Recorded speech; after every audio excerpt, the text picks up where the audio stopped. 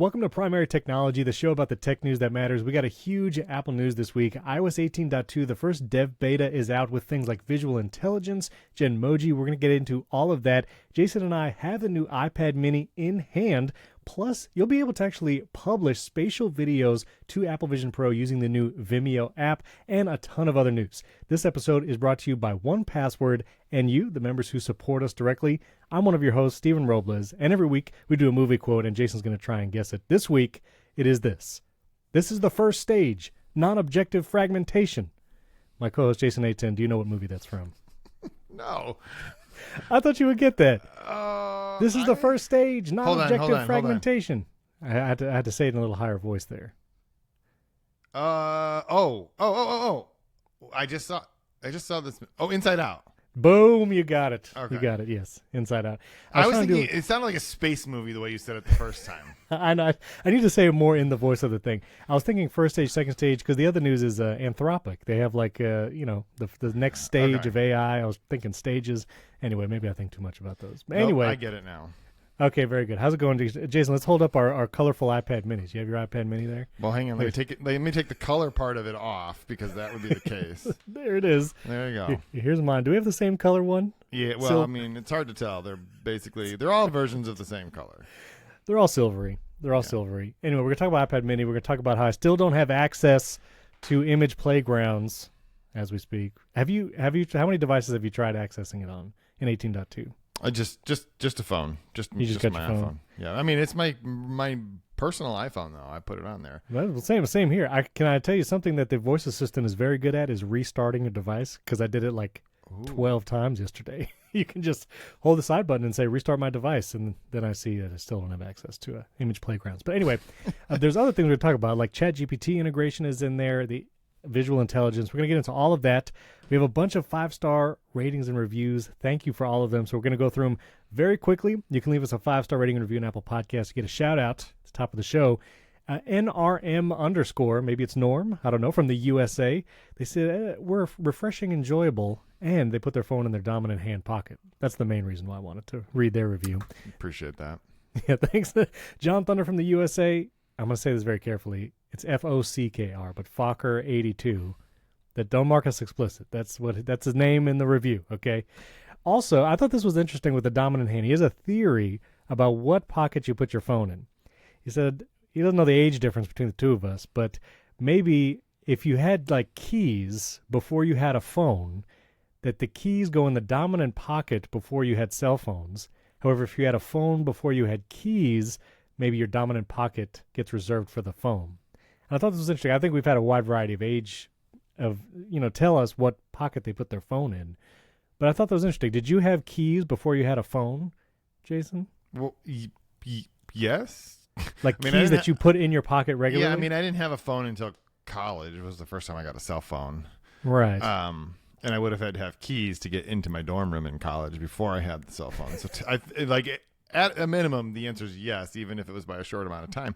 I don't. Right. I mean, I think that's a good stab at why, but even if you had a phone first, and then you got keys, and you're right-handed, you still probably use your right hand to use the keys. But you don't want to put your keys in the pocket where your phone is, right? Even so you would be like a normal, rational person, move the phone to the other pocket. No, you keep it. No. See, I see what you did there, but no.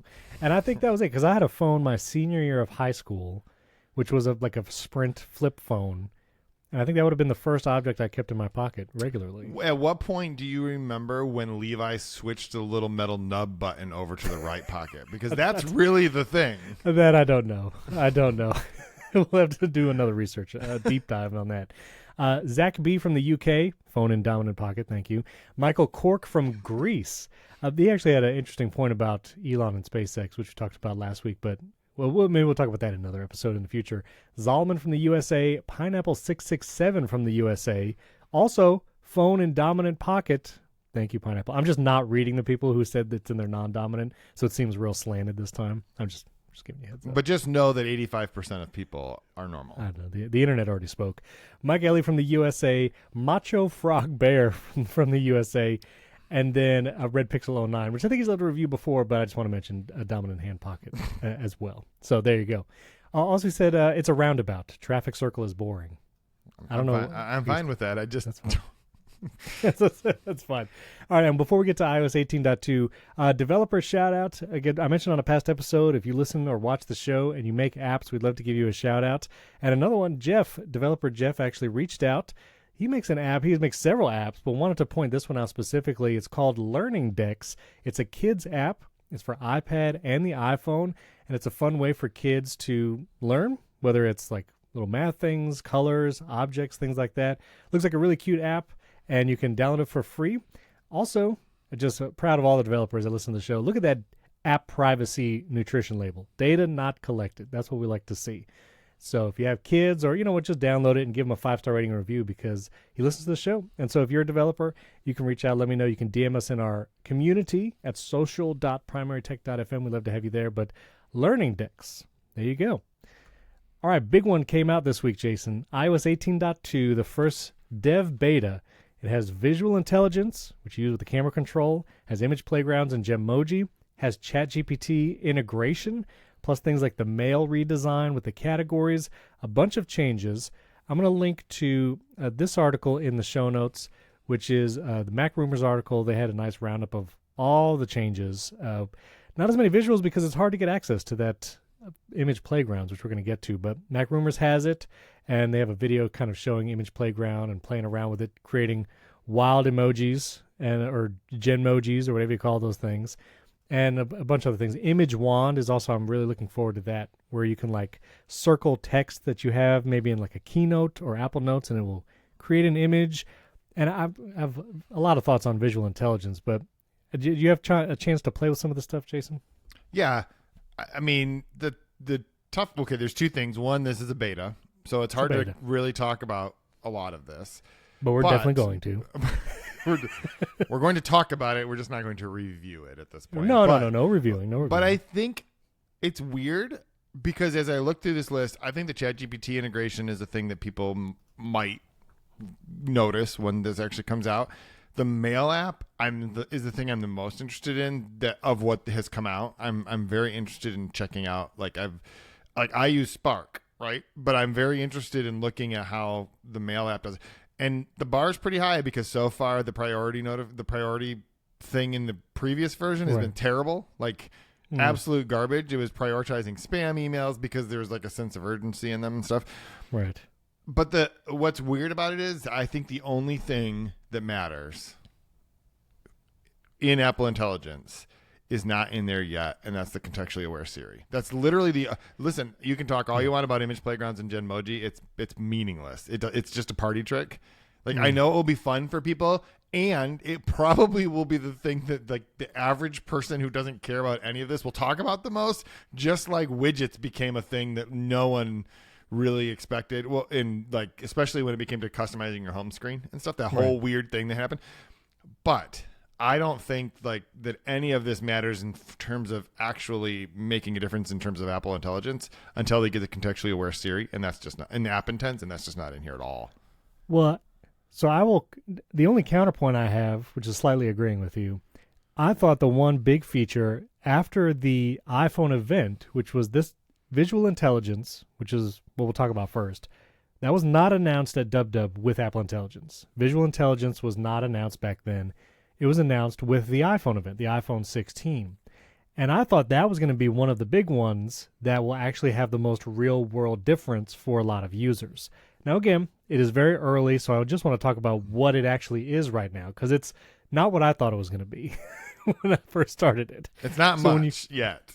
It's not much, but it's okay. So visual intelligence, if you have an iPhone 16, you press the camera button, and, well, no, I'm sorry, you don't press it. You can't press it. You have to hold it, which, again, confusing interface for me. Well, it's not, okay, hold on. Counterpoint to that. Yeah. It is, generally speaking, the same thing you would do with the power cycle button if you want to pull up the voice assistant that we aren't allowed to talk about, right? Yeah, so if you just do that to the camera button, you don't get the voice interaction version, you get the visual intelligence version. I would almost like a setting to not have it be camera control at all and just do visual intelligence, because I have camera on my lock screen, I swipe over to the camera, I have the camera icon on my home screen, have it in the control center.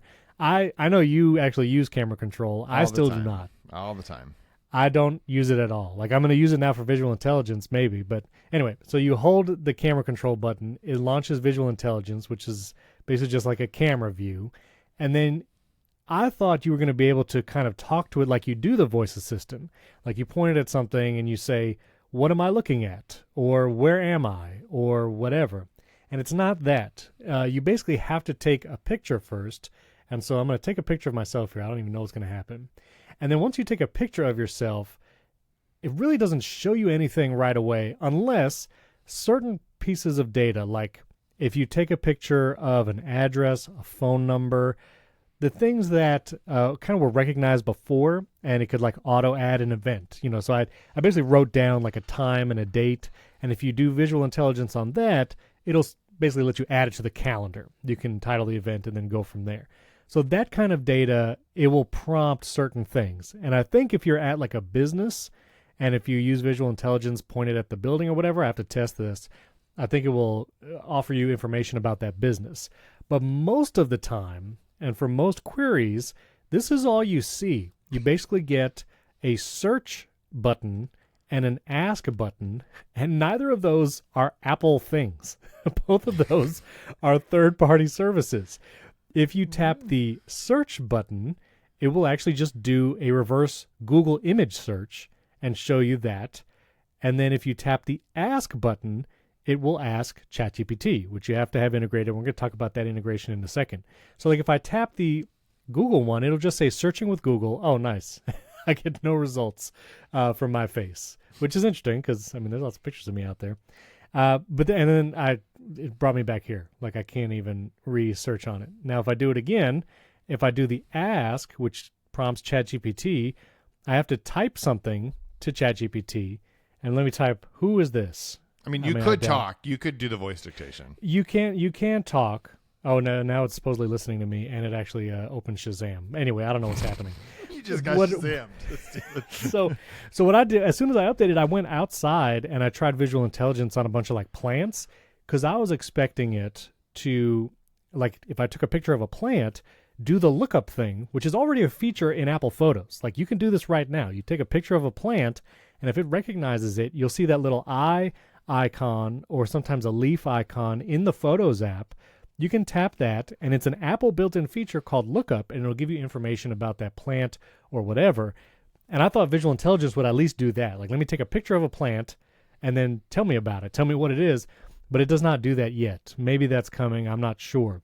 But right now, you basically have to do a Google image search or ChatGPT. And I will say, both of those could identify plants. Like, if I did the Google image search, it would say, here's photos of that plant. If I did ChatGPT, it would say, that looks like a blank, and it would tell me about the plant. But there's not, at least right now, a built-in like Apple information database aside from parsing things like phone numbers and addresses and things like that. So it's just a very different experience than I thought. And in the event, if you remember the iPhone 16 event, the guy like stoops down, uses visual intelligence on a dog and asks, what dog is this? And I can't remember what's actually in the keynote. Maybe I'll try to find it while you tell me your experience. But like you can't really do that. You basically have to take a picture of the dog, tap search, or ask ChatGPT, and they will tell you what it is. But I don't know. Have you had any different experiences in that? I actually have a more global thought about this, which is like, okay, yeah. I'm sort of confused. I know this is a beta, so it's hard to judge the final version. I don't see them shipping visual intelligence in this form because I just think it's just too confusing. Right? Yeah. The keynote sort of promised what you described, where you could walk up to the dog, push this thing, it'll doesn't even need to like take a photo of it. It just will show you. And actually, maybe like right now, the reason it's like that is because, like you described, the Photos app will already do some of this, right? If you take a picture of a dog, it'll already show you like information about the dog. But I'm really kind of surprised because I think the expectation people will have is you walk up to a poster, like this is what they showed in the keynote. You push the camera control, visual intelligence will pop up, and it'll just say to you, "Do you want to add the date of this concert to your?" So I just found that part of the keynote, and so again, that is not the flow of what anything happens. Now. That one's close at least now, but here's actually the dog part, and I'll link the keynote in the show notes. Right now, we're at like 56 minutes, and see that is not what it's doing. So in the keynote, it shows.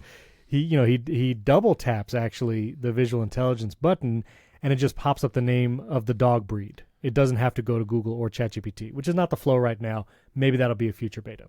Well, and to be clear, if you hold the camera control and launch visual intelligence and then you hit it again, it does the whole photo thing for you. You don't have to tap the screen to take that photo. It'll do right. Okay, so like maybe that's what he's doing. He's just double tapping it, like, and it's like opening camera control or visual. I don't know.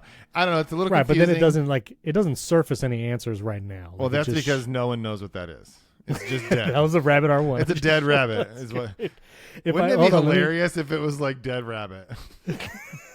If I ask ChatGPT, what's this? And it's a picture of the rabbit R1. It's still, everything's listening. I don't know. Anyway, this is the first beta. We're not reviewing it, but this item is known as a Loop Deck CT, a customizable creative tool designed for enhancing workflow efficiency. It definitely does not increase workflow efficiency. I promise. I promise. So maybe that's coming. Maybe that lookup stuff is coming. It's just not the experience right now. And from Apple though, think about things that we take so much for granted at this point, like universal clipboard, right? Or like where you can I do this all the time where I will just copy something from my phone and paste it on my computer, or more often the other way around. I'll type something in the Notes app on my computer, copy it, and drop it into something on my phone. I never have to think about it. It just works 100% of the time. And it's like whatever, or you can drag your mouse over to the edge of the screen and then it'll show up on your iPad. It's just, what would you think you would do to move your mouse over there? You just do that and it just works. Nothing about the way that some of these things are set up at this point have that same experience. And obviously this is extremely complicated stuff, but for Apple, it has a lot riding on it just works. And I feel like right now, I mean, even the ChatGPT integration, I think that's great. But it still isn't a thing that quote just works. It's fiddly. Right. And that was the complaint about the camera control, is it was fiddly. And hopefully they're able to reduce complexity over time as they get closer to releasing this to people. Because I think that what will end up happening otherwise is that Apple Intelligence will be the thing people just use to make Genmoji, which is like, again, people are going to love that. Like, that's fine. My kids are going to think that's amazing. And I'm going to be terrified to get emoji text messages from them. But that's not like transformational for Apple. Right. So you mentioned the ChatGPT integration, and that actually I think is one of the more powerful features you could try right now, at least in the 18.2 beta 1. So once you update, you can go to the Apple Intelligence settings. There's a whole ChatGPT section there, and you can sign in if you have a ChatGPT account. And then basically what that will do is fall back, the assistant on your phone will fall back to ChatGPT whenever you ask it something that it is unable to do. And you can also, if you don't toggle this off, it will ask every time, like, do you want us to send this to ChatGPT? Do you know that's not actually Apple? It's actually going to go to the cloud. And so you can actually turn that off. There's a confirm ChatGPT requests toggle. And if you toggle that off, then your assistant will just do the things without asking. And two interesting features. One, I had a shortcut that I put on YouTube that was basically like use your action button as a ChatGPT voice conversation starter. You don't really need to do that if you integrate the ChatGPT with your Apple Intelligence, because now I can ask it things like, write a haiku about being a tech podcaster. I just asked the assistant to do that, and it's automatically going to send it to ChatGPT. And there you have it. Voices in the air, bites of wisdom softly shared, echoes of the sphere. Headphone emoji. So I didn't have to approve it. I didn't have to approve it or anything. It does give you the ChatGPT like tag, and it says mistakes can occur, verify details, and you know it was ChatGPT that generated that haiku or whatever. But now you can basically have that ChatGPT voice request, and I think it's actually faster than trying to start a voice conversation session in the ChatGPT app. Like, this is actually faster, and so I find that integration to be pretty good. Also, with the writing tools, ChatGPT now makes those way more powerful, because before you could never actually insert instructions to the writing tools. You could tell it summarize, give me key points, or just rewrite it, but there was no like details that you can add or changes you can make. Well, now when you go to the writing tools, after you do, select some stuff, you can describe your change That's not ChatGPT. That's just a new Apple Intelligence feature. But if you ask it to generate text with that ask for change, it will often call out to ChatGPT if it's not going to do it on its own. So I actually find the ChatGPT integration, which is ironic because it's not Apple Intelligence, it's ChatGPT. I find that integration to be pretty useful. I don't know. Did you connect your OpenAI account? I've been trying the whole time you've been talking, and it just keeps telling me there's a problem. Oh, oops! Okay. Something went wrong. It just keeps telling me this over and over and over again. And I mean, I have an OpenAI paid account, so yeah. I mean, so do I. Well, it's weird. Did you update your ChatGPT app? I did. Apparently, you have. I don't know why you would need to do that though, because you don't. Wait, it says yours is. Does it say yours connected? Because it says sign out right there. No, it said sign in. Oh, just kidding. Never mind. But you. Okay. What I don't understand, you don't have to have the ChatGPT app on here, even to do this. But you need to be signed in, I think, to not to the app, not to the. Okay, I don't think I have to be signed into the app. Like, I guess what I'm saying is, this is sending it to ChatGPT. You don't actually have to separately have the app on your phone. I guess that is fair. What I'm thinking is, if you don't pay for ChatGPT, there is a limit, I think, on requests.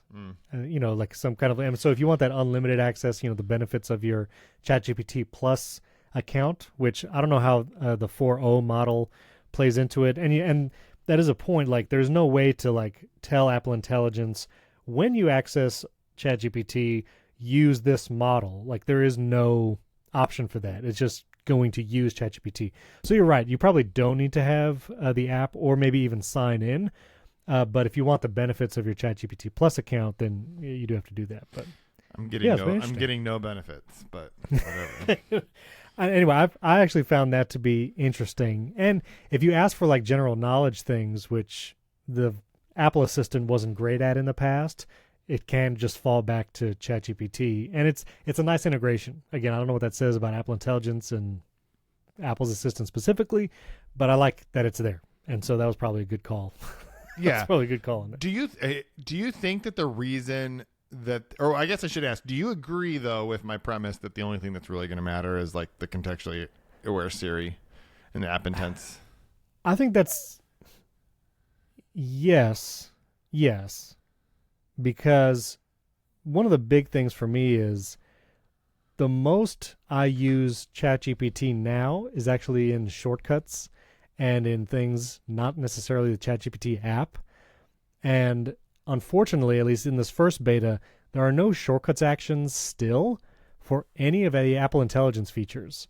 Like, you can't even get like the writing tools summarize as a shortcuts action to actually use in a workflow. And so I find, it's kind of cumbersome if you wanted to, let's say you had a large piece of text of video transcription. If you wanted to use Apple's summarized writing tools, Apple Intelligence on it, you basically have to like copy it all, which means you're like either, hold select all, or you're dragging these little endpoints. And once the text is selected, then you can apply writing tools to it. And that, even just that little process right there, especially if you're dealing with a lot of text, I think it's too cumbersome to actually be useful. That, like, I'm not inclined to do it. I'm just going to go back to my shortcuts. So I think the people that actually want to use it for those kind of productivity instances, it needs to be easier to kind of access and throw things to it. And so I do think the contextual awareness, when I can ask my assistant, how long, like one of the things that it supposedly came out in this beta, but I didn't see it yet, is like if someone sends you a location, someone texts you a coffee shop, you should be able to like be looking at your text conversation, hold the side button and say, how long will it take me to drive there from home? And it should just tell you. That's cool. It doesn't do it yet. So I think that would be more useful for more people. Will I be able to pick up my mom from her flight if I go to this meeting? That will be, I think, yes, more useful for more people, but it has to be really good. And I don't know when it's coming. Yeah. Well, like I tried, as soon as I downloaded it, the first thing I did, which I should have known that it wasn't going to work, but I wanted to say, how long will it take me to get from my appointment this afternoon to the soccer practice? All it did was show me my calendar. Like, it at least understood that those were calendar related things. But the funny thing is, it just shows me the calendar app, which I don't even use. And granted, everything is still on there because I have all the calendars in there. But it's like no, you didn't quite. It's like you were trying, little buddy. You really did try, but you didn't fully understand what I was asking for, and it almost would have been better in that case for it to say, "I'm sorry, I can't do that yet." Right, as opposed to just, here's your calendar. Like, yes, I know that there are 2 things on my calendar. What I want to know is how long will it take me to drive from one to the other, so that I can make sure to allow enough time. So, I'm gonna say a quick thing, just because we're gonna talk about the Craig Federighi interview with Joanna Stern in a minute. If you can see if you agree or disagree with the statement, if Apple had not pushed to get Apple Vision Pro out the door, and instead focused all that time and energy on getting Apple Intelligence 100% launched with the iPhone 16, I think every conversation about Apple Intelligence would be vastly different and vastly positive if it all worked and it was all out now. Do you agree? No, but okay. Fair. Here's why. I don't think Apple knows what to do with Apple Intelligence at this point. And the reason is...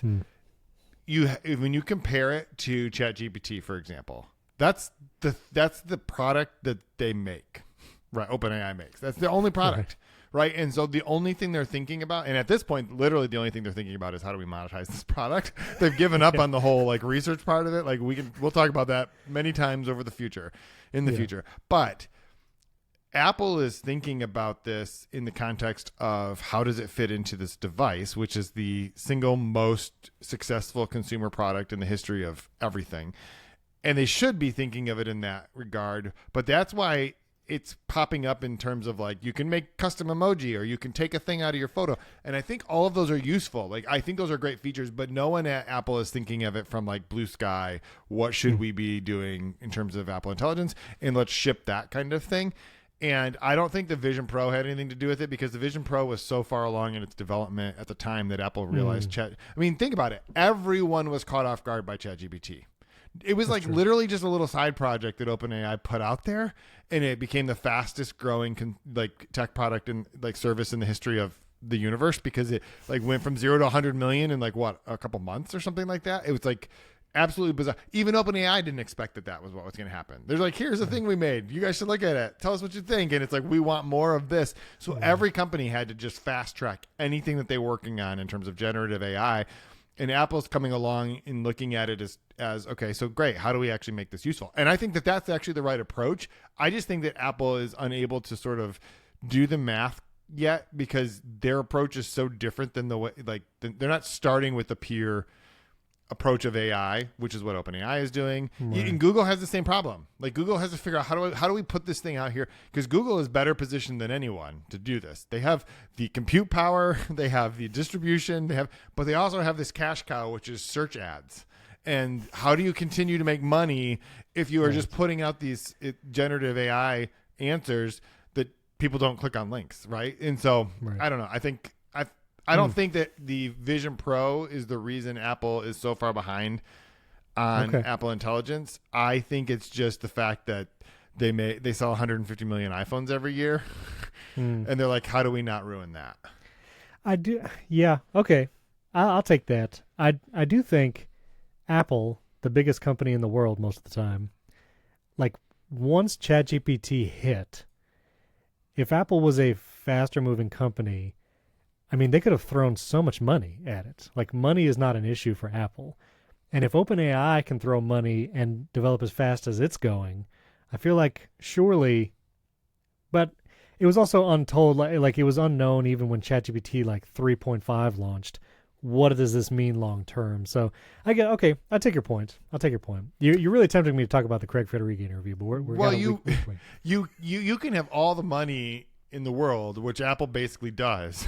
Right. But you still have to have a plan for what to do with it. And that's the part where I think Apple is trying to figure out, like, what should we do with this thing? Because they are so tied to the iPhone as a device in that experience. And again, I think that Apple Intelligence, the way that they are approaching it is ultimately like the right process. I just think that we have not quite seen what the end of that process looks like yet. And there's no one at Apple, I think, who's quite figured it out. They're sort of like just going to put up a bunch of things and they're like, did this work?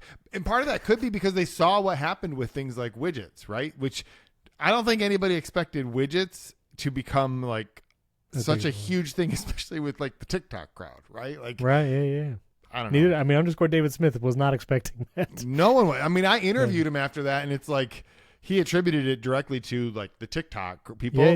Here's the thing: the audience of power users of iPhones who would want widgets for productivity purposes, and the people who use TikTok to customize their home screen. There's a zero overlap there. So, right. All right. Two quick 18.2 things, and then so.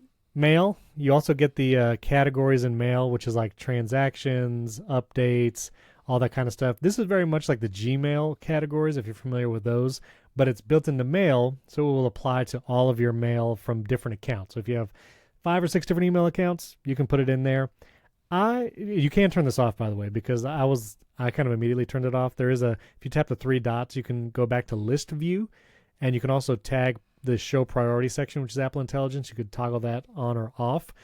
And I don't like the categorization because I'm always like, I feel like I'm just checking more categories. Like I'm always just going to go back and I'm going to look at each category anyway, just to see if there's any mail there. So I don't categorize. Really? Do you? Oh, yeah. No. I think it's huge. And the reason is because they're like, okay, the transactions one, right? Like that's great, but I don't need to see any of this stuff in the transactions on a regular basis. Like this is not, I don't need this stuff right now. See, but you don't go to inbox 0, do you? Oh, absolutely. Every day I get to inbox 0. So what are you going to do with everything in that category? Are you going to put it all in a folder? I'm going to look and see if there's anything in here I need to actually pay attention to, and then I'm just going to archive it all. Yeah. Okay. Well, maybe I should try that. All right, I'm going to turn the categories on, Jason. I'll try it again. Because for me, like every time I open my email app, I'm just going to go to each one, and I want to like filter the mail away as I go. And it's like, it's just more taps. But okay, maybe I'll try it. I'll try a once a day strategy that you have. And one other thing, so you got Genmoji visual. We're not going to be able to talk. I can't talk about it. I've seen people posting their Genmoji selfies. They look cool. I still don't have access to it. Apple, if you're listening, just open it up. Look at that. I've been staring at the screen for like 24 hours. Just open it up. Anyway, there's that. There's also like some other pretty interesting features in 18.2. You can set defaults now. There's like a whole area for default apps, like for mail and things like that, which, pressure from the EU, all that kind of stuff. One other thing though, voice memos. I didn't even know this was coming. In voice memos, you can now have multiple tracks. You can actually have multiple participants. And again, this is the Mac Rumors article. You can have 2 tracks layered on top of one another and then even separate the layers and edit the layers. So like you can have like a 1 and 2, separate the layers. I'm like, they're trying to make this thing like a podcast app.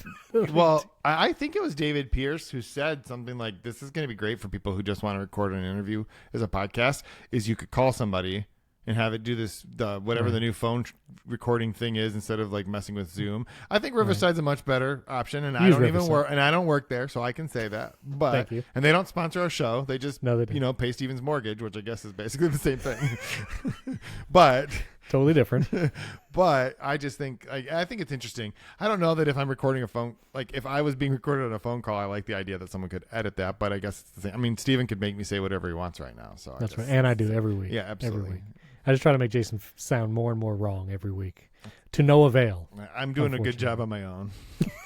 No. All right, we got to talk about the iPad Mini because we both have those. I'm going to review it. But before we do, I want to thank our sponsor for this week, 1Password. 1Password, and not just the the personal 1Password. Although I still use regular. No, this is the regular 1Password is great. This is like the secure enterprise, like next level. We're talking about 1Password extended access management. Okay, imagine your company's like the quad of a college campus, right? You got the paths and you have the brick roads between buildings, but you know the guys playing frisbee in the quad. They're going to go everywhere they can go. Whatever shortcuts, shortest distance between two points. And typically when people use their tech in a work environment, they take those kinds of shortcuts. And that means unmanaged devices, shadow IT apps, and non-employee identities. And most security tools only work on those like happy brick paths. But a lot of security problems take place on those shortcuts. So 1Password Extended Access Management is the first security solution that brings all these unmanaged devices, apps, and identities under your control. It ensures that every user credential is strong and protected, and every device is known and healthy, and every app is visible. 1Password Extended Access Management solves the problems traditional IAM and MDM, that's mobile device managers, can't. It's security for the way we work today, and it's now generally available to companies with Okta, Microsoft Entra, and in beta for Google Workspace customers. So you can check it out. The link's down in the video, in the episode description and in the video description if you're watching on YouTube. But check it out at onepassword.com/product/XAM. That's onepassword.com, the number 1, password.com/product/XAM. And that link is in the show notes. Thanks to 1Password for sponsoring this episode. All right, Jason, you wrote a review of the iPad Mini. You got a little earlier than I did. I have mine right here. I just set it up last night, and I'm gonna have to start doing in-store pickup because my UPS guy has been running late. He's been getting it to me late in the day. Can't be doing that kind of stuff. I'm trying to do videos over here. So I have it here. I've not used it a whole lot. I basically just updated it to 18.2 because I'm trying to get image playgrounds on some device. But anyway, Jason, do you think there's jelly scrolling on that thing? Listen, I don't think there's. I didn't really. No, and I never saw it on the original one. This is like. Oh well, that's okay. This is the most made up thing. This is a conspiracy. No. Now hold on a second, because people are messaging us. I've seen so many videos, so many opinions about the jelly scrolling. I watched all the early reviews. Like here's Brian Tong's review, and he was talking about jelly scrolling, and he said it's gone. So this is him like trying to scroll fast on a thing, like it's not there. And then I see other people who go like super slow-mo. They're doing like 240 frames per second. And you see, and by jelly scrolling, what they mean, because it took me a while to understand this, it's like if you're scrolling on the screen in portrait mode, the side that you're swiping with your finger moves a little faster than the other side. So if you slow it way down, you see like this waviness because the part that you're scrolling with your finger is refreshing us slightly faster than the other side. In some of those slow-mo videos, I've seen it. Listen, here's the bottom line. I really don't think it matters. Here's the thing. Apple makes a lot of iPads. And if this bothers you, buy one of the OLED ones.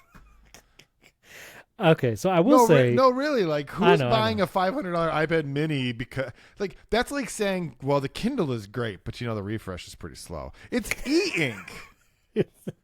I know. And this... Well, I will say... I think David Pierce, he wrote the review for The Verge. I do think there is a question of where is the iPad mini in the like entry level to pro model. I think, you have the base model iPad 10th gen, iPad Air, iPad Pro.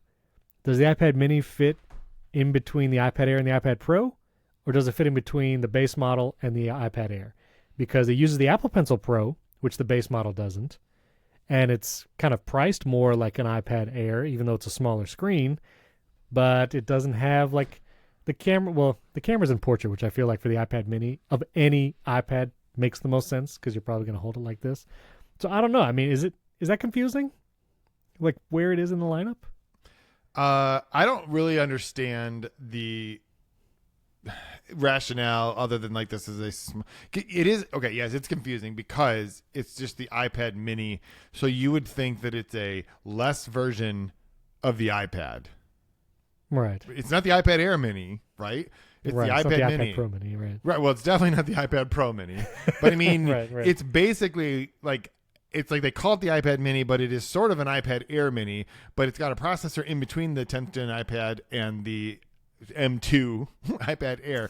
So in that sense, it is kind of confusing. Also, honestly, this thing is way over-spec'd for the normal uses you would use this for.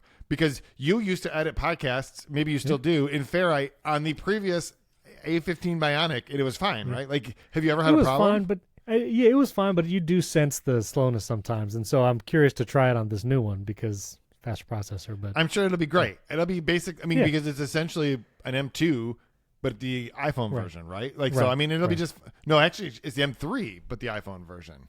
Oh yeah, that is. Yeah, so I mean, it's going to be just fine. It's going to be able to handle it. Yeah. I think that I wish they would for the price. $500 is kind of pricey for something that looks like I don't know, like what does this compete with? Is it a small iPad or is it a really nice content consumption device? Because it could use some updates to things like the display. And I don't mean the jelly scrolling. I'm just like the refresh rate. The refresh rate, or make it OLED and charge an extra $100 or something. I don't know. Here's where I'm at. I'm going to try and precariously present 3 devices at once on screen here. Okay, here is this is not going to end well. Oh my gosh, the scratches on all those devices right now is terrifying. Here is the iPhone 16 Pro Max with the iPad Mini with the 11-inch iPad Pro. Now I understand not everyone has all these devices, but I love the 11-inch iPad Pro. It is one of my favorite devices. I edit this podcast, the audio version, on that iPad every week. There's not really a reason for me to also have a Mini. And like maybe that's obvious, but I think that goes to what iPad is for who or which iPad is for whom. You know, if you want to do work on an iPad, like you want to dock it or connect it to an external display or use a Bluetooth keyboard, like you need to get iPad Air or iPad Pro. Like you need to do that. So if you're not doing work and you're doing content consumption, well, you probably want a bigger screen. Like maybe the 11-inch iPad Air is actually a better option anyway. Yeah. So what is this left to do? Read. Sure, that's great. I'm getting a Kindle Colorsoft next week, and I have a sneaking suspicion that will be a better reading experience than this because it's e-ink, and my eyes are not going to be as, whatever. So I'm going to edit podcasts on the Mini because I want to feel what that is like, and I'm going to compare it to my iPad Pro. I have a feeling it's going to be the same thing I said last time. Like, I miss the higher refresh rate because when I scroll in a podcast and I'm looking at waveforms, refresh rate matters. And then it's like, I don't know. I don't know what I would do with this. You know what I'm saying? Send it back? I don't know. Well, that. But it is great. Like, the lightness and the thinness is one of the reasons why I loved editing podcasts on this for a long time, because I'm holding it for over an hour when I'm editing a podcast. It's a lot nicer to hold this than an 11-inch iPad Pro, but I don't know. The 11-inch iPad Pro is nice. I mean, here's the thing. First of all, you know what to do with this. I'm sure there's a spot next to the Rabbit R1 and the Humane AI pin just for this device, and I promise this will be much more useful for you in the long run. But honestly, like I've got the 11-inch iPad Air. I also have a 13-inch iPad Air and the M4 one. The standard has been put like. They made these things pretty thin, the M4 iPads. They're not like that heavy. So I don't know. I actually really like the iPad Mini. I put in my review. It is the perfect device to be sitting out like waiting for a soccer practice to finish or whatever because it's small. You don't look like you're just sitting there with an iPad. I can't believe you're doing that. That 13-inch or that whatever that bottom one is going to have a giant. I'm just trying to show that the 11-inch M4 iPad Pro is thinner than the new Mini. Yes. And the 13-inch is even thinner than both of them. So that is true. Anyway. Then let me ask you this, Jason. If someone has zero iPad, maybe they have a Mac and an iPhone, do you suggest this as the iPad they should get? 11-inch iPad Air. Okay. 100% of the time. So that's scenario 1. The Mini didn't make it. No. Scenario 2. Someone has a Mac, a 13-inch iPad Air, maybe they just got it, and an iPhone. Should they buy the Mini? No, probably. So this is for pilots, Stephen, and doctors. That's right, it's for pilots. Pilots and doctors. Pilots. They carry them. It's the perfect size to put in the white coat or to strap to your leg. And if you are not carrying things in a white coat or strapping things to your leg, you should just buy an iPad Air. I think that's the review right there. It should have been one sentence. If you're a pilot, if you're a doctor. I have heard that like this is the perfect lab coat doctor iPad. Is. Okay, that's cool. I have heard it said that this is the perfect size for putting into a white doctor's lab coat. Yeah, there you go. But I will put the link to your review in the show notes because I think as you said in the review, like if you're looking at year over year, the chip is faster, but really it's Apple Intelligence. They just wanted to be able to say like that all of these devices are capable, and you can't. Although I will say, like for people who like the iPad Mini, I actually think this is a good sign, even though this is kind of as minimum of an update as you could possibly make to make sure that this thing will be able to run Apple Intelligence, right? That's basically what this is. But it's a good sign because they could have just been like, yeah, the iPad mini is never going to come to Apple Intelligence. It's no longer going to be a product in our line. They could have HomePodded it, right? Like they could have just let it just lay out there and just be whatever. The fact that they wanted people to be able to take advantage of Apple Intelligence on the iPad mini says they plan to continue the iPad mini. So that I think is a good thing. And maybe in a year or 18 months or 3 years, we'll get something better. Like, I think, if we can get OLED in a Switch, I feel like at some point they could be like, actually, the iPad mini is amazing. Here's an OLED version because we know that people use them to read a lot. Like, I don't know. Yes. So I do think it's a good idea. But the whole reason that they did this is just because they need everything to be on Apple Intelligence. And it's a weird story for them to be telling. I don't know about the base iPad. I think it's pretty likely that that's going to just not ever going to get. I mean, eventually it'll get a processor capable of it. Right. At this point, they sell so many of them to schools, and I don't think they would want to keep making that many A17 Pros. But maybe next year, when the A18 is available as a processor that they could stick in the base iPad, that wouldn't surprise me. But I also wouldn't be terribly surprised if they don't, because I think that the base iPad at this point is the only thing that natively won't run other than your watch, which whatever, and your HomePods, which again, whatever. Although the voice assistant on the HomePods, it would be nice if I could like ask my HomePod things, and if it like fell back to ChatGPT, like it could do that. That would be nice. That'd be cool. I think that the HomePods, I feel like that they don't need Apple Intelligence. They just need the better version of Siri. Right. And I think that they can, what I put in my review is that I think that they can accomplish that in the future without having to stick an M series equivalent processor into them, because they're never going to put an M series processor in an or a HomePod mini. Like, no one's going to pay $600 for a HomePod mini. Those M1s though, there's still got to be a lot of M1s lying around. Put an M1 in there. I mean, they are putting them in a MacBook Air that they're selling at Walmart, which that's what I'm saying. I would not be surprised if the M1 MacBook Air is still the best-selling MacBook Air because they're selling it at Walmart for $749. Man, if those things go on sale, I would just. By the way, I will say for anyone who is thinking of buying the new iPad Mini or has an iPad Air, one of the M2s or an M4, I had to buy a new Pencil Pro because did I tell you I ran over mine? No. I couldn't find in your car with a broken wheel? I couldn't find it the wheel's better now, but it did anyway.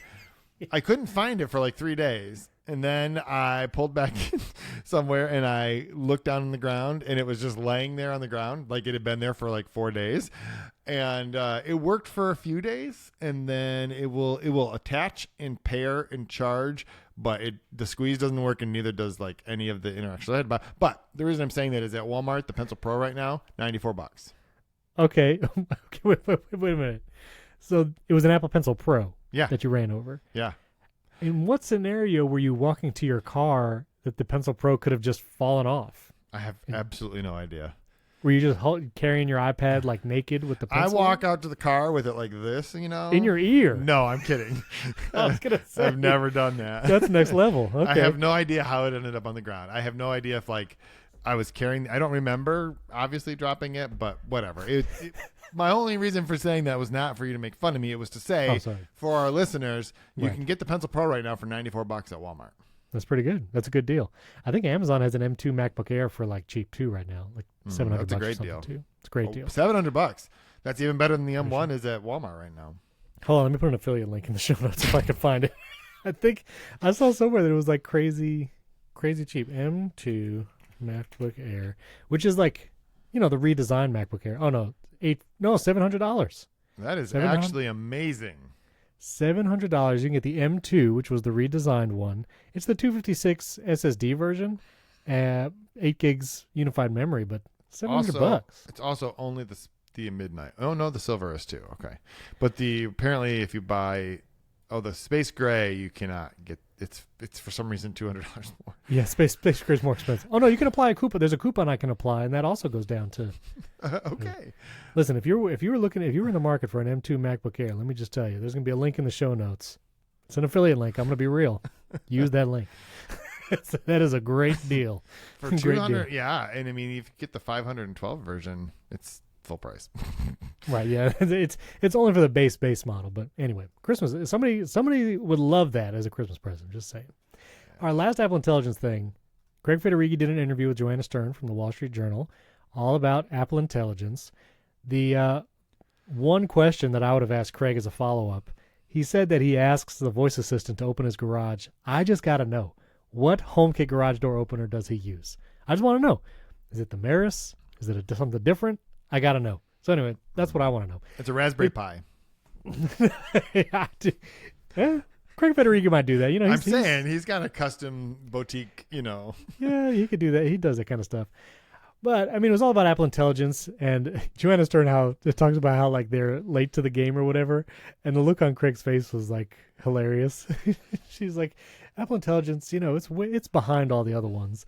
And he kind of gives this look of, like, meh, But anyway, it was a interesting interview, basically talking about the reason why Apple was later to all this stuff is because they want it to be private and secure, and they're trying to make it the most useful that it can be, rather than other companies just kind of like running with it. You didn't really say anything like newsworthy, but I don't know. Anything stand out to you? Well, and about the late thing, I think Federighi's point was they could have just rolled out a chatbot, right? Which is essentially what he's saying Gemini is and ChatGPT is, which I don't, especially in the case of Gemini, I'm not sure that's entirely fair. But his point was what we didn't want to, I think his quote was something like, we didn't just want to bolt it onto the side of our existing experience, which is funny because they literally just bolted on ChatGPT to the existing experience. Like, that is true. We didn't want to bolt our own thing on, so we just went out and bought one off the shelf and we just bolted that on.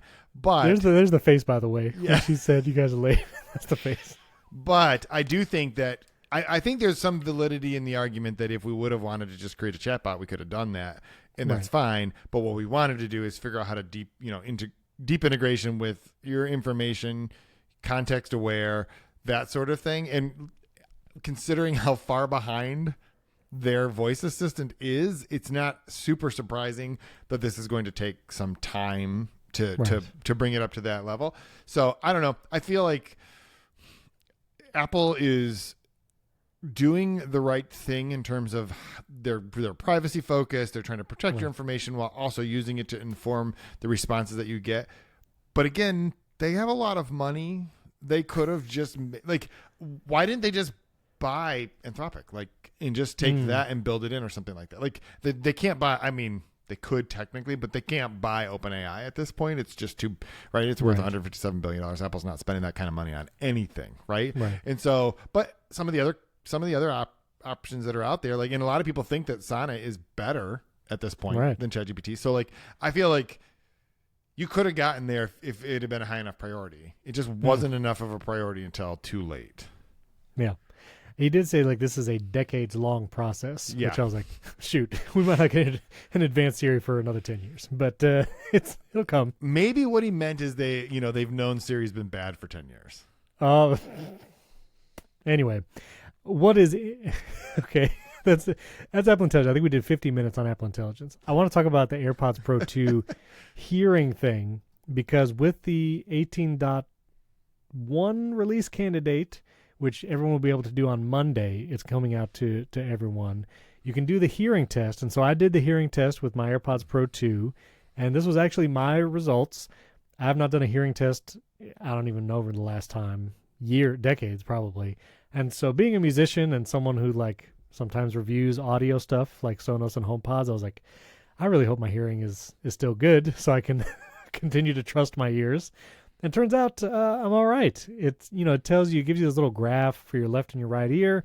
It tells you whether you have little to no loss or more loss, and doing all right. I will say the test, I started taking the test at one point, and there were people in the house, my kids were around, and I heard their voices in the distance, and I was immediately like, nope, I'm not doing it. I'm taking this test in complete silence with zero interruptions, because I want to know beyond a shadow of a doubt what my hearing is. And so I waited till everybody was out of the house, and then you take this test. So it checks the fit of your AirPods, and it plays some beeps, and the beeps are random. They're at different frequencies, so you can't really game the system. And basically, they get very, very quiet.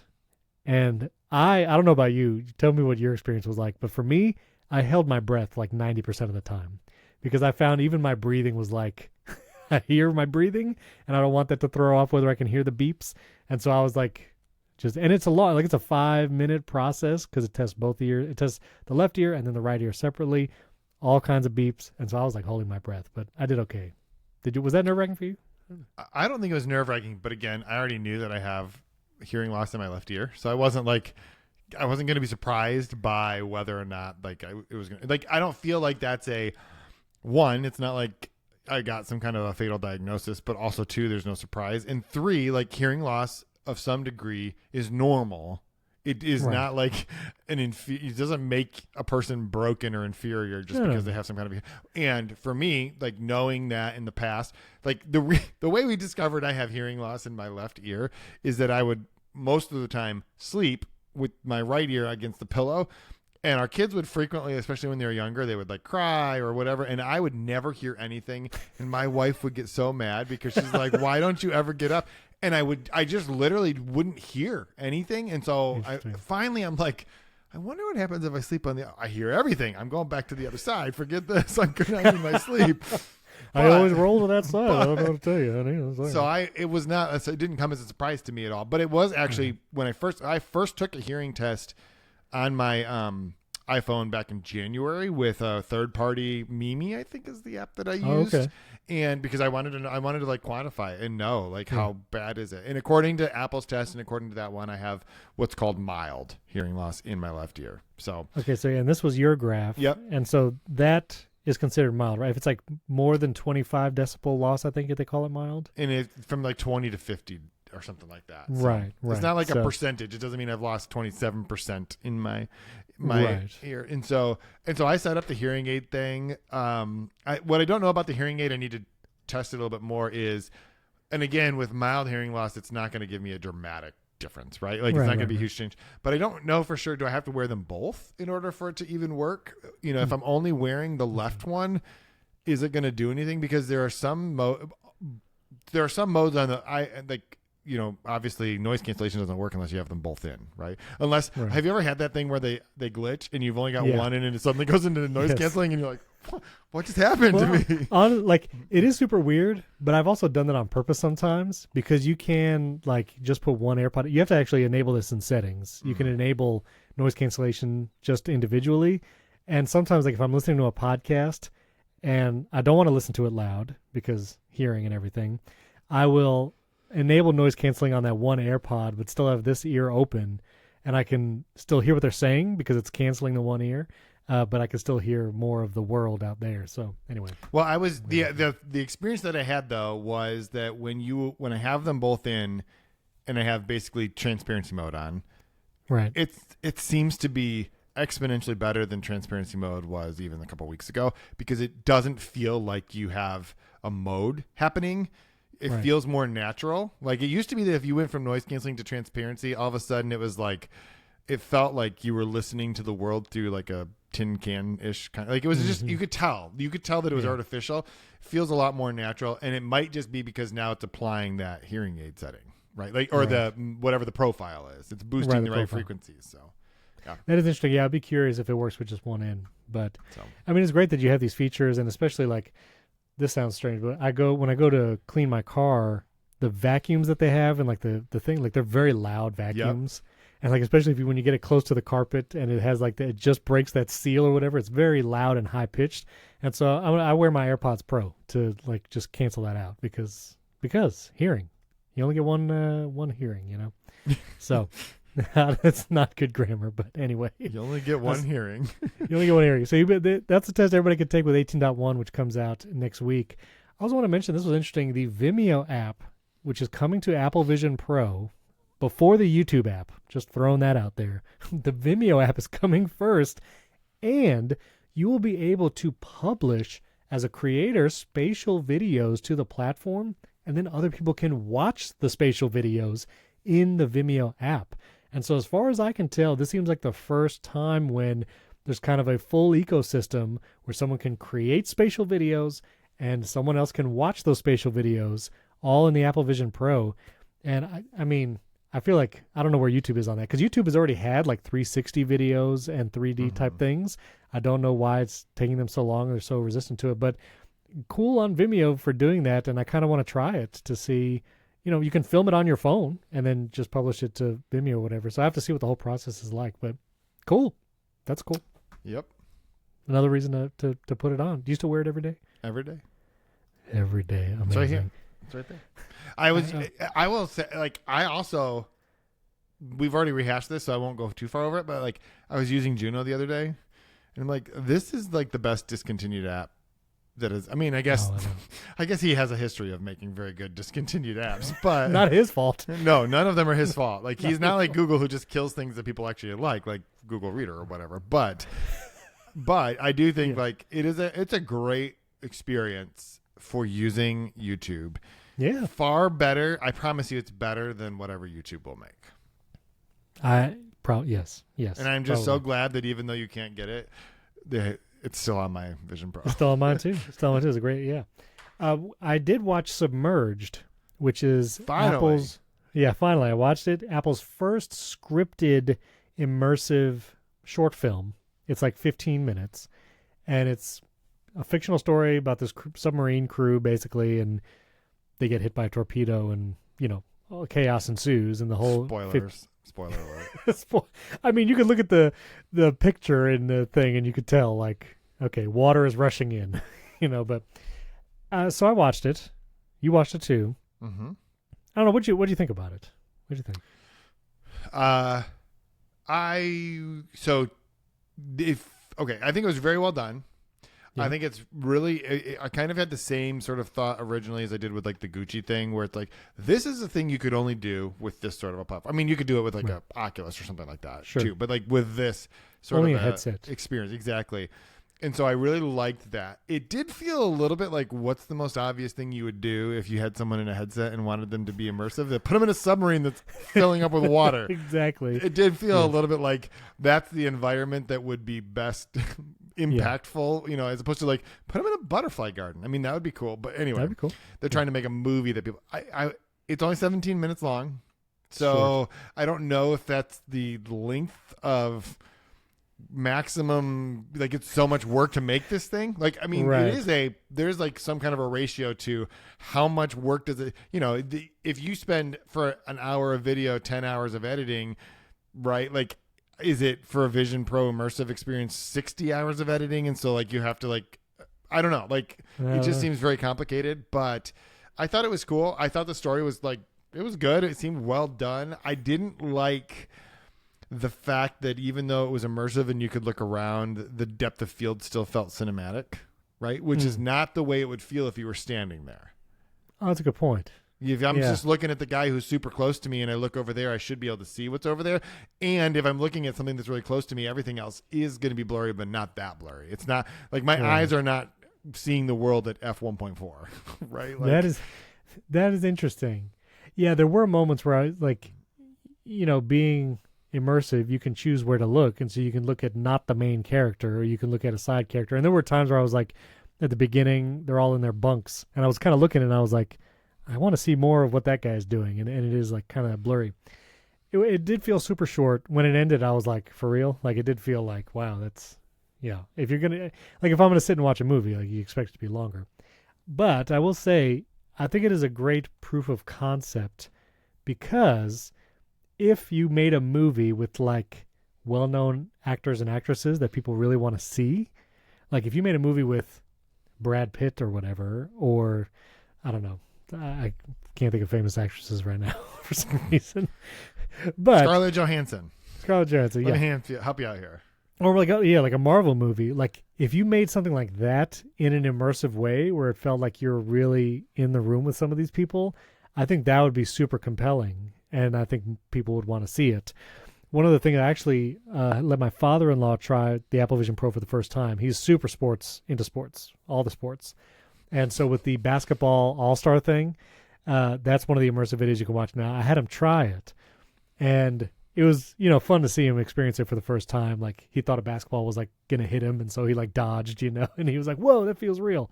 And so that was a cool experience. But when he was done, he was like, so what else is there?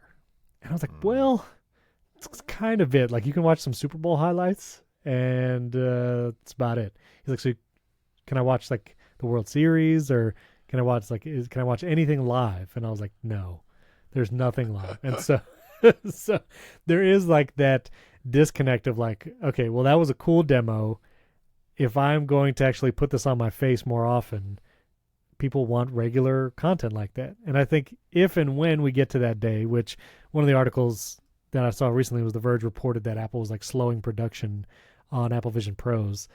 I think it has to have that regularity where like, the World Series, Yankees, Dodgers, sports ball, like I'm kind of interested in that because I'm from New York and I think it's a big rivalry.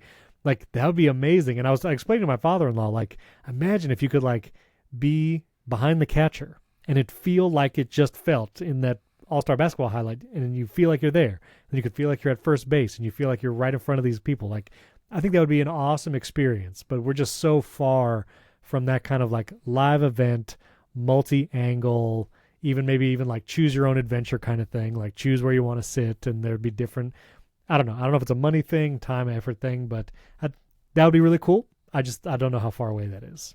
Yeah, and I know people talk about the sports thing. I think it would be kind of cool to be like, oh, I'm sitting along the first base line at whatever, Yankee Stadium or something like that.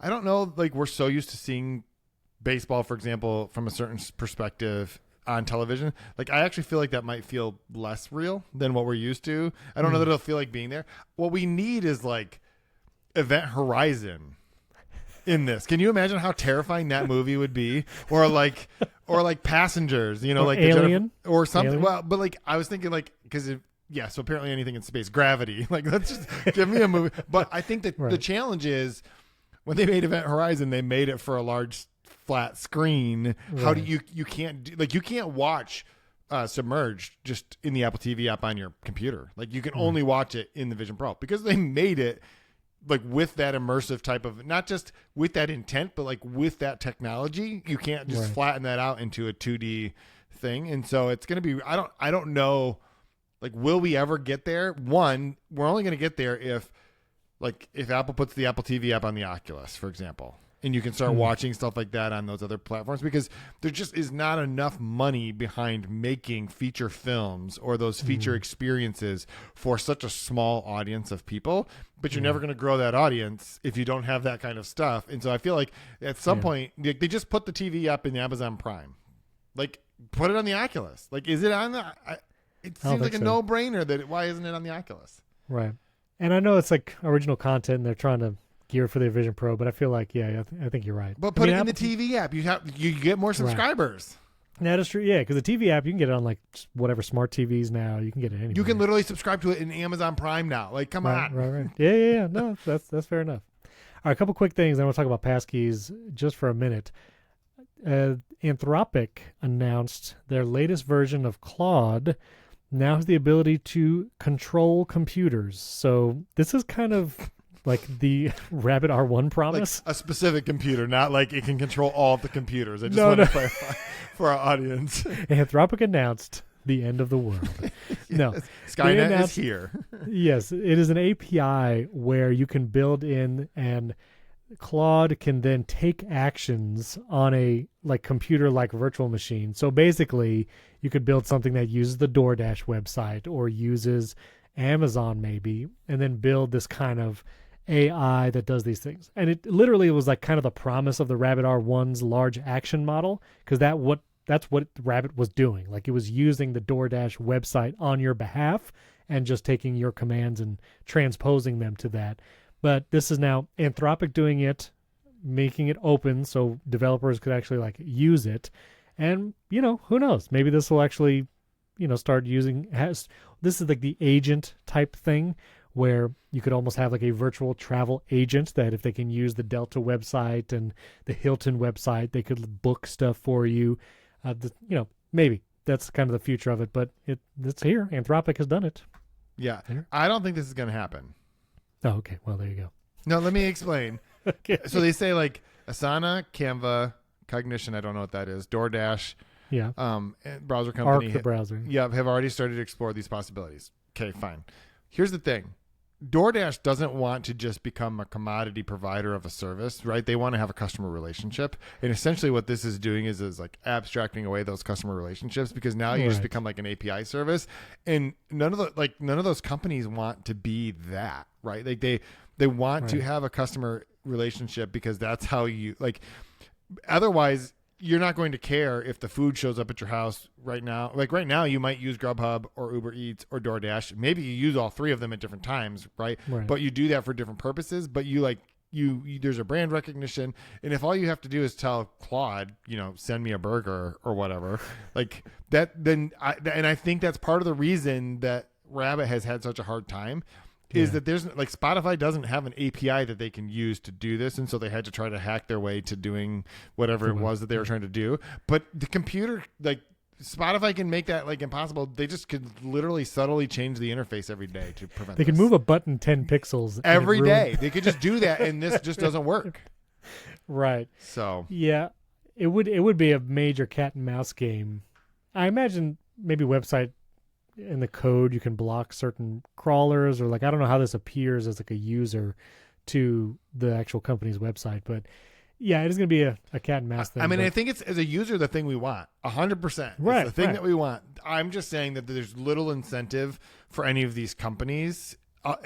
Someone has to be able to make the case, and I think Apple with Apple Intelligence might be the type of company that can make the case, because the distribution, like there's 2 billion iPhones or whatever in the world. Most of them can't run Apple Intelligence, but the point is that eventually those people will upgrade. So you're looking at a huge user base, because it's like if you're the DoorDash or if you're the delivery service that's built into Apple Intelligence, you get all of that business, right? And you might be willing to say, I don't care about the customer relationships, just send me burger orders, and that's fine. Right. But you wouldn't do that for like Anthropic, because the user base is so small.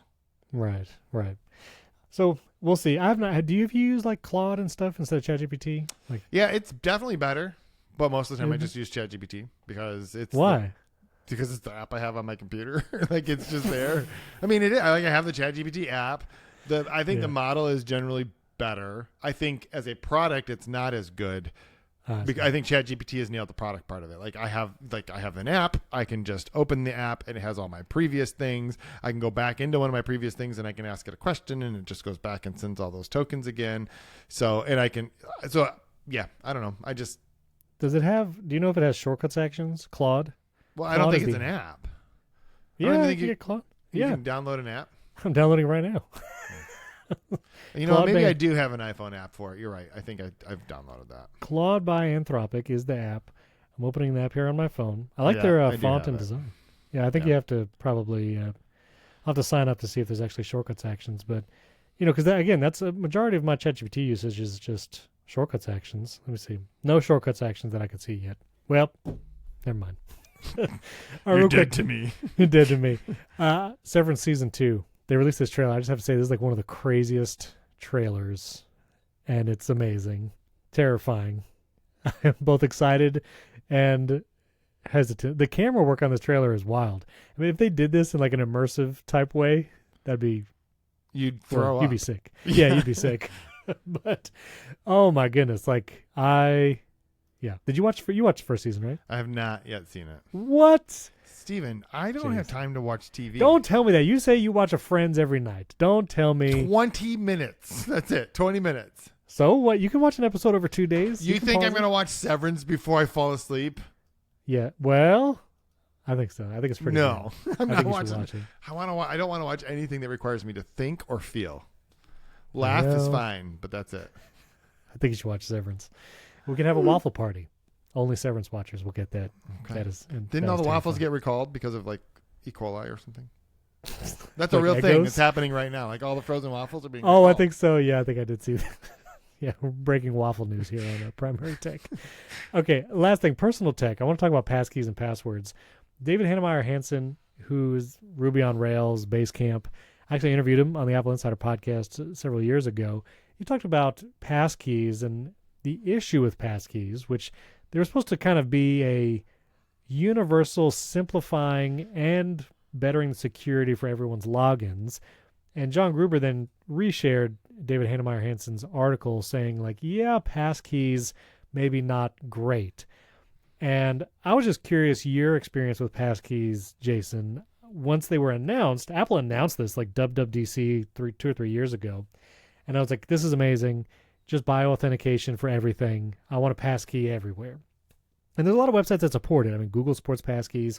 Obviously, Apple does. Things like Best Buy supposedly support passkeys. With the PlayStation app when I approved time for my son playing. And, the promise is scan your face and you're good to go. There have been times when passkeys fail for whatever reason for me, whether it's like the beta on my phone causing the passkey to fail, or Best Buy, like I'm trying to log in on my Mac and the passkey like doesn't work sometimes. It's rare, but then I do find it becomes pretty cumbersome to try and log in. A lot of times there's still the username, password, two-factor authentication method you can use alongside with the passkeys. And I do like knowing I have that option for whatever it is that I need to log in with. But I do think it is kind of confusing, and I'm also big on redundancy. And so for all my two-factor authentication codes, I used to always set them up in iCloud passwords and 1Password. More so, I've just been setting up in iCloud passwords. But even the two-factor authentication code, you can like back that up to like a text file, print that out and put it in a safe.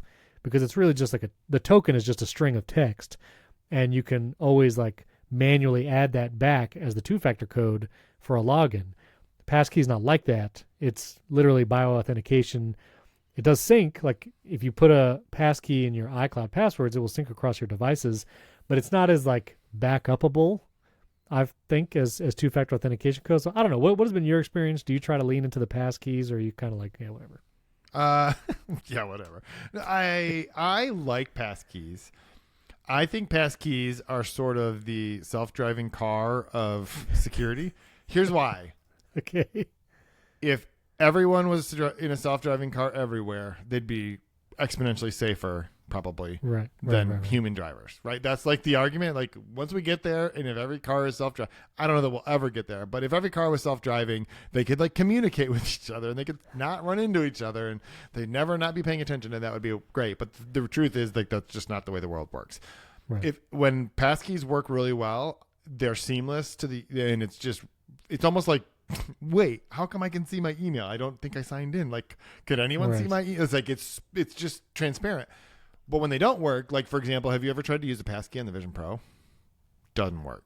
Nope, can't log into Google with a passkey on my Vision Pro because the Vision Pro doesn't have a passkey saved for, like, Google, for example, and there's no way to scan a QR code with my phone in the Vision Pro interface. Like, it's just explain how the physics would work. Do I stick the phone up into the goggle to take the pass? Right? So when they don't work, they're a huge, like, bad experience for users, but when they do work, I think that they're great. I think I don't necessarily, well, look, I think DHH has a perspective of someone who's trying to use passkeys as a service provider, and they're a lot of work, I guess, for service providers. And his argument was like that they're not as useful to end users. I think right now the biggest argument against passkeys is they are not portable in the way that passwords are, like you just described. Right. So if I have all of my passkeys set up in the passwords app on my iPhone, and then my work gives me an Android device, I no longer have any of my passkeys, and I do have to go through and set them all up. Whereas if I had a password, even like I could even if they were in the passwords app, I could just export those all like you described and put them in 1Password, our sponsor, for example. And so that type of a thing, I understand that argument. My thing is, one, I don't think that happens that often for that to be the argument for not doing this, right? I also think that using my phone, which I'm going to just, bio-authenticate as my authentication device, that's the best case scenario in my mind. So I think passkeys are great. Most people are terrible at managing passwords, like super bad. Yeah. You cannot, the best argument for passkeys is you cannot get phished, right? You'll never be asked to enter a passkey because you don't enter anything. But I feel like if a login, like Best Buy, I have my passkey set up, but I can also just log in with my password and two-factor authentication. I mean, I feel like you would have to remove that other method in order for it to be totally unphishable, right? So if you're using the Best Buy app and you have a passkey set up, theoretically, if you have a passkey set up, that company should you should not have a password authentication as well. It's one thing to have a backup. So like, I'm trying to think of, there was an example recently. Well, actually Google does this where if your passkey fails, you can be like, send me a 2-factor authentication to my phone. That's different though than also like, and actually I think in a lot of Google accounts, you can still enter your password. That's great. You can. But I think eventually that would go away, right? I think that's like a necessary transition point at this point. So I don't know. I'm not against them the way that DHH is. Gruber wrote about it and he had some perspective on it, and both he and Ben Thompson were talking on Stratechery, and neither of them are like huge fans, but like, again, they also think about them from the, like, Ben Thompson has Passport, which is his whole like back end that manages all of his Stratechery empire or whatever. And the login flow for that is literally you just type in your email and it sends you the code, right? So it uses that email flow. So there's no password. Like, there is no password for that account. They just send you a link in your email, and they're essentially outsourcing the security to Gmail or to whatever, which is fine. But what if somebody has your email password now? And that was the other thing I just wanted to say lastly. I despise services and websites. Login links. The login links, and they force you to being the only way to access your account. One is Opus Clip. Like, you cannot set a password. There's no way to set up a password to log in. I find that to be egregious. I do not like the magic links. Sometimes the email doesn't come for a long time. It takes longer no matter what. Like Touch ID or Face ID to log in with a password and even 2-factor authentication is always going to be faster than waiting for an email with a login link. And then I don't have to go to my email app and click it. Any service that makes you use the login link via email, thumbs down. I mean, but you just made the argument that represents the tension of all security, which is convenience versus like the security aspect of it. You don't like that, even though it is exponentially more secure than a password, because it's inconvenient for you because that email link doesn't always come, but it is a way, way, way more secure system. And the reason is because it is protected by your email, which is probably Google, which has way better, which you probably have a passkey and a 2-factor setup on. And so you are like way more protected than just some random. Now, again, for like my Stratechery subscription, if somebody else gets into that, well, I don't care. Like, you want to read Ben's articles? Fine, hack my account. There's nothing important attached to that, right? So like that, in that case, the security versus inconvenience trade-off might not be worth it. But if this is your bank, or if it's that other, something like that, Best Buy maybe, because if you have stored payment information, right, you don't want somebody to go in there and order 4 pairs of AirPods Max. And I mean, not only do you not want to spend the money, you don't want that on your I don't want it in my history that you've just spent. You know what's funny about that? That one of the things I received when I got the review unit of this was something, and they match your AirPods Max, and I was like, is that why these are this color? Because it matches the AirPods Max colors. Anyway, do they match? I don't even know, but there's like there's like 3 colors of the, or I guess there's 4 colors of the iPad Mini. But anyway, Starlight. I thought the AirPods Max were slightly more saturated in color than the iPad Mini, but who knows? Anyway, well, let us know. Passkeys. You can leave us a 5-star rating and review this week in Apple Podcasts, and when you do, you should just say Passkeys, thumbs up, thumbs down, or no, not the Passkeys, because I feel like there is something good there. The login link, like the email magic links, thumbs down. So just thumbs down. You can leave that in the 5-star rating and review. Anyway, we're going to go record a bonus episode. Jason's going to interview me about reaching 100K subscribers on YouTube. So if you want to listen to that bonus episode or just get ad-free versions, I have to say it's very exciting. We have sponsors like every week for the next like several months, which is amazing. To be there in less than a year. Thank you. Thank you for listening and watching and downloading. It's thanks to you. And so we so appreciate that. But if you do want an ad-free version of the show and get every bonus episode, including the one we're about to do, you can support the show directly in Apple Podcasts, or you can go to primarytech.fm and click bonus episodes and sign up through Memberful. Then you get an RSS link you can use in any app that you would like. And we appreciate you watching. You can subscribe at youtube.com/@primarytechshow. That link is in the show notes as well. Join the community, social.primarytech.fm, and discuss the episodes and anything else you would like. Thank you for watching. Thank you for listening. We'll catch you next time.